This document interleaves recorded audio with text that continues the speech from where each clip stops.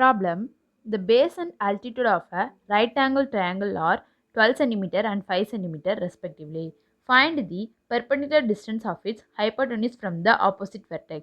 இப்போ right angle ட்ரையாங்கிளோட base வந்து 12 centimetre கொடுத்துருக்கு, ஆல்டிடியூட் வந்து 5 சென்டிமீட்டர் கொடுத்துருக்கு.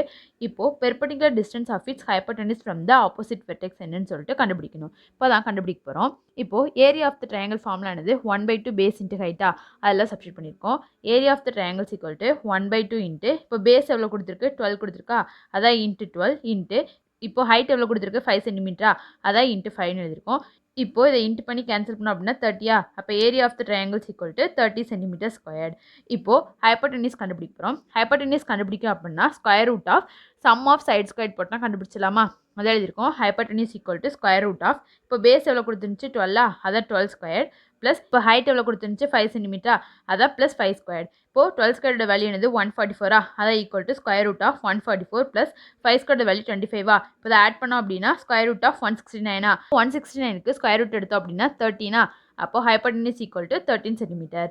இப்போது perpendicular distance of the hypotenuse from the opposite வெர்டெக்ஸை லெட் ஹச்னு எடுத்துக்க போகிறோம். அதை எழுதியிருக்கோம். Let the perpendicular distance of the hypotenuse from the opposite vertex be h centimeter.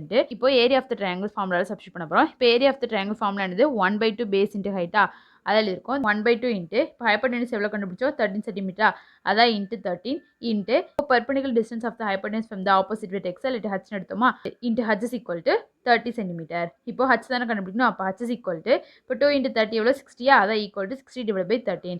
இப்போ நமக்கு மிக்ஸ்டு ஃப்ராக்ஷனில் கேட்டிருக்காங்களா இப்போ 60 டிவைட் பை 13 மிக்ஸ்டு ஃப்ராக்ஷன் மாற்ற போகிறோம்.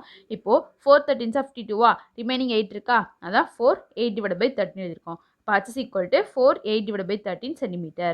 Option A is a correct answer.